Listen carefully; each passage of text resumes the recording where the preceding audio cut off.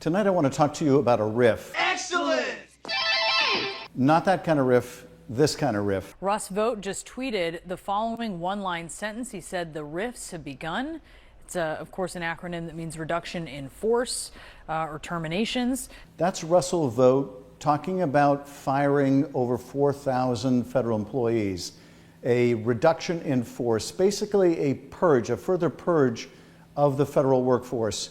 Now, it's important to keep in mind that though they are trying to tie this firing, this mass firing to the government shutdown, it has nothing to do with the shutdown, except to the degree that the administration wants to use the shutdown as some kind of a false excuse, some kind of a pretext to continue doing what they've been doing since they took office, which is the mass firings of people.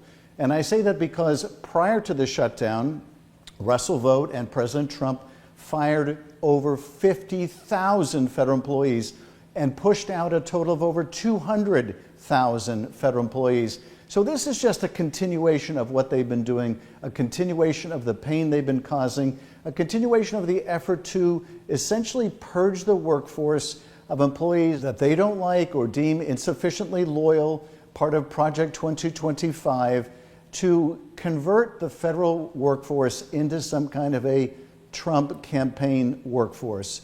This is part of their modus operandi. Now, is this legal?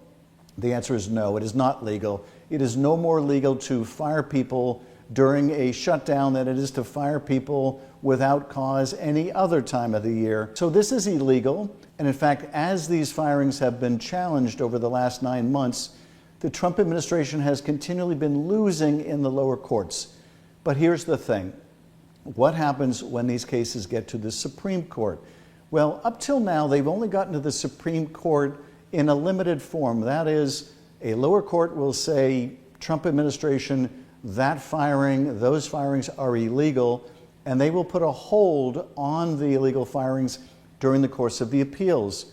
But the Supreme Court, in what's called a shadow docket, has taken up, for the very limited purpose of adjudicating whether the hold on those firings should remain in place during the pendency of the litigation, have accepted those cases as part of that shadowy docket, and the Supreme Court has often allowed the firings to go forward, which is, of course, cold comfort to people that their firings can go into effect until the Supreme Court ultimately hears the case. Because what happens when the Supreme Court ultimately hears it, let's say a year after people are fired? Well, people have had to move on. They've had to provide for their families. And the fact that the Supreme Court a year later might decide, no, that was illegal from the get-go, doesn't really help people who have had to move on and deal with that incredible disruption to their lives. But it is yet another way that this Supreme Court has shown how much it is in the tank for Donald Trump and his cruel policies. Because whether it's firings or whether it's these indiscriminate immigration raids or other lawless acts, the Supreme Court pretty consistently has allowed the harms to continue during the course of litigation. But what are the other impacts of these mass firings on you, for example?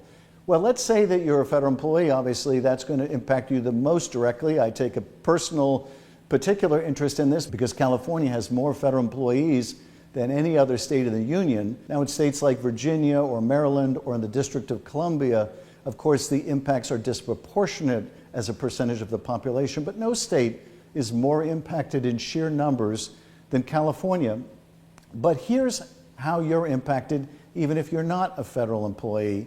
And that is with the firings of employees at the CDC, the Centers for Disease Control. It means the public health is less protected against deadly viruses. With firings at the FDA, the Food and Drug Administration, it means that there could be more unsafe food or medicines on the shelves at our grocery stores. With more firings at the Consumer Financial Protection Bureau, it means more consumers being ripped off by large companies. Well, the Trump administration may not care about all that, but I care. It deeply impacts my constituents. It deeply impacts millions of people all over the country. And what's more, the president is using this government shutdown as an excuse to try to attack Democratic states and Democratic constituencies and Democratic programs. Here's Donald Trump talking openly about how he's going to target what he calls Democrat programs. And we'll be making cuts that will be permanent.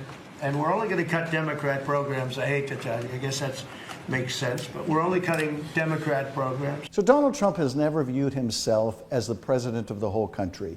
He's only viewed himself as president of half the country, the half that voted for him. The rest, his attitude is, I could care less. And we've seen that reflected well before the shutdown. We saw it reflected, for example, when the Trump administration zeroed out flood control projects in blue states and transferred the money to flood control projects in red states.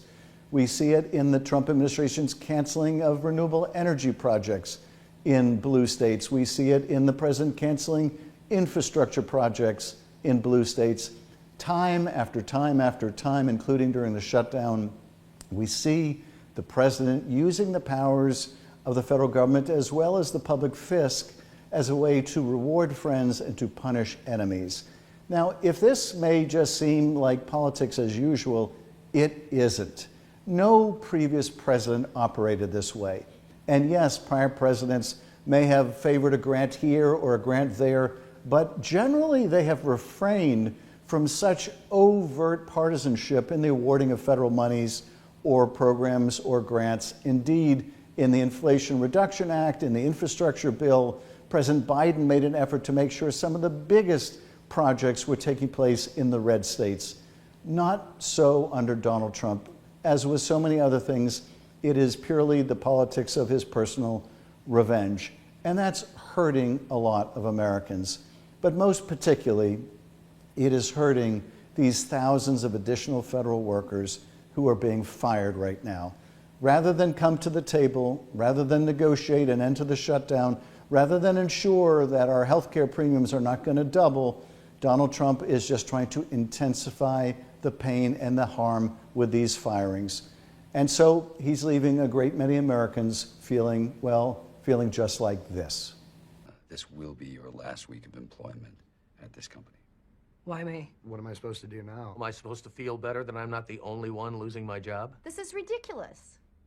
I have been a fine employee for over 10 years, and this is the way you treat me.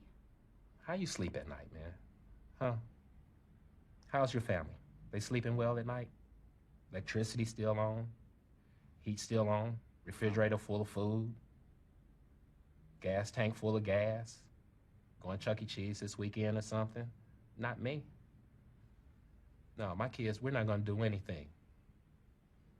This is what I get in return for 30 years of service for my company, and they send some yo-yo like you in here to try to tell me that I'm out of a job.